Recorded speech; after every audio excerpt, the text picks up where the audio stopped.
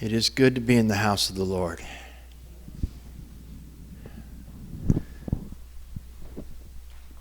That last song, all of the worship today was just so spot on and so awesome. So grateful for it. I really needed it. But that last song especially has become one of my favorites in hard times because God is my hiding place, my refuge, the place I can run to, and that reminder that I don't have to live in panic. I don't have to live in fear. I will not fear. But I'll be honest with you here. There are times when I really have to fight self-condemnation when that song comes on. I really have to fight that voice in my head that likes to remind me, Satan's cheerleader, Satan's the accuser. When he's not here busy messing with me, I've got a voice in my head that does it for him. Anybody else have one of those? You're not doing that right. That's not for you. Oh, how can you say that? You're afraid. You're sitting there saying, I will not fear, and you're afraid, you liar, you hypocrite. Maybe that's just me. I guess so. But it made me think about that fear. So I want to share something real quick about a couple of things that I learned. There are truth in all kinds of places. Some things that popped in my head. There's a movie that came out in the 90s. Now, bear in mind that about 90% of what I was doing, watching, saying, seeing in the 90s, I absolutely would not recommend to my enemies. Okay? So I'm not saying anything. I'm saying on movies and things like that, sometimes I will refer to the ones that I would think everybody need to watch. And sometimes I'll refer to some that I've seen that I may not be even willing to watch again. So use wisdom. There's a thing called IMBD where you can look up just about any movie on the planet and actually get a parent's guide, which will break down what's in it. Use wisdom. But there's a movie called Days of Thunder that I watched way more times than I needed to, over and over again in the 90s, because I really liked the movie at the time. And it has a few lines in it that are true and that are awesome and help me. So I'm going to share them with you. One of them is a scene where the main character, who is a race car driver who has had, I'm not spoiling a movie that's older than half the people in this, well, not half, but all right, it's an old movie.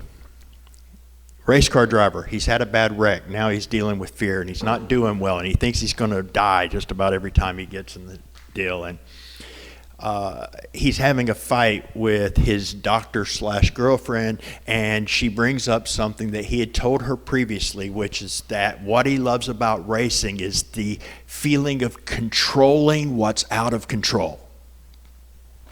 And she said, you told me you want to control what's out of control. Listen, you infantile egomaniac. Control is an illusion, you infantile egomaniac, is actually how the line goes. Control is an illusion, you infantile egomaniac. Nobody has control, not in your life, not in your bodies, and certainly not on a racetrack with 40 other infantile egomaniacs. And that's true as long as you remember that God's not one of us. He is sovereign. He does have control. Well, this guy basically ignores that, and he has all these other issues. And at one point, he gets so scared and panicky in a race that he puts in the clutch, floors it, blows the engine on purpose.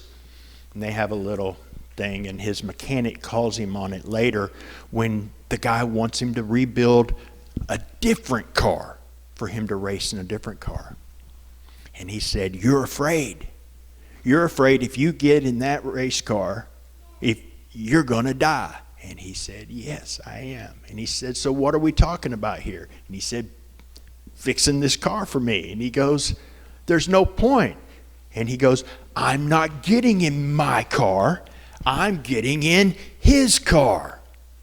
And the guy looks at him and goes, well, that's just stupid enough to be a race car driver. You think you can outrun your bad luck in someone else's car. And that sounds silly for a movie, but that's the kind of thing that we do to manipulate around fear. Or we think if we trust God enough, we won't have any fear. Well, I've seen these reality shows. I like The Amazing Race, and just about every other season, somebody is forced, if they want to keep racing for $1 million, to jump out of an airplane. And a lot of people don't like to do that. But skydiving is sometimes one of those challenges, and you get people who are truly afraid of heights, much less planes, and getting in there, and you got a choice. You can back out and drop out of the race, or you can do this thing and still be in a chance for $1 million. And you'd be surprised what fears you can overcome for $1 million, or even a chance at it. And it helps that they're tied to another person, the instructor. They're not doing it on themselves. As a matter of fact, all they have to do is close their eyes and kind of rock a little bit, and he'll jump out for them. They don't even have to make themselves jump. They're terrified. You can hear them screaming. They're mic'd up. And then the chute opens, which they don't even have to open themselves. They don't have to worry not to panic. And remember, it's not in their control. Somebody else has it all, and it's taken care of. And the chute opens, and there's this moment. And they slow down. They're still falling. You understand you're still falling? The chute's got you, but the reason that works is you come back to ground. You're still falling.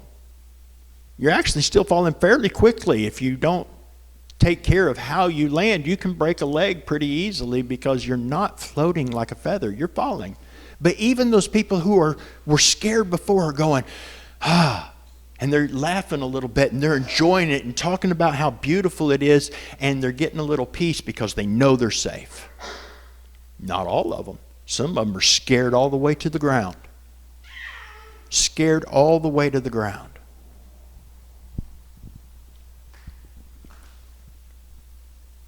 Can't always help that. But they're safe.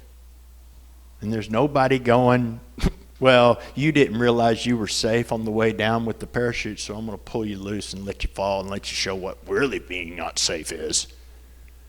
And if people can't do that and won't do that, God's definitely not going to do that.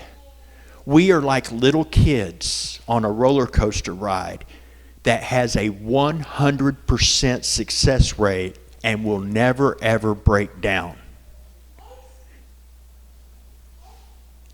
If you are afraid of roller coasters, even if you are 100% sure, forget the roller coaster, go back to the plane.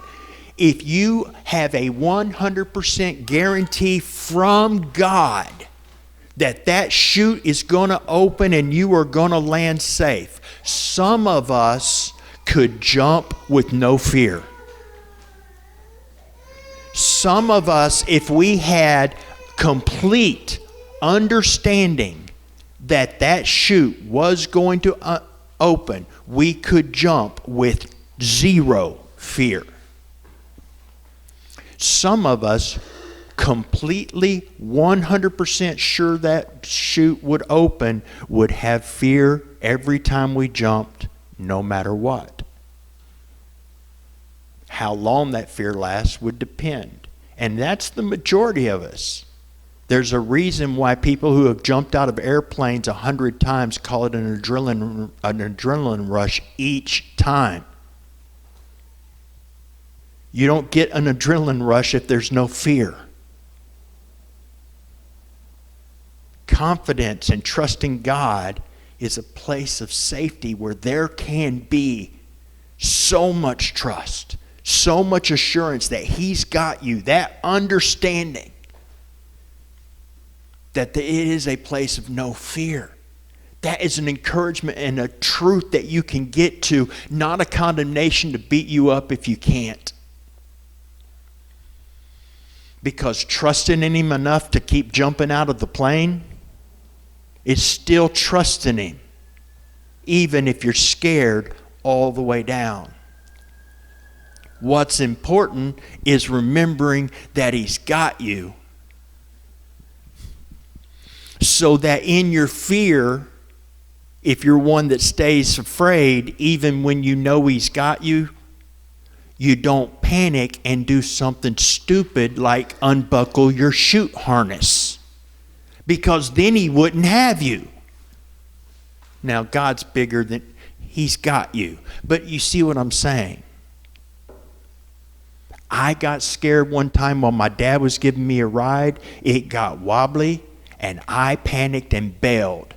Landed on my knees on the concrete, got road rash on my knees. He said, "Why did you jump? I had this. It got wobbly. I thought you were going to fall." "So you fell?"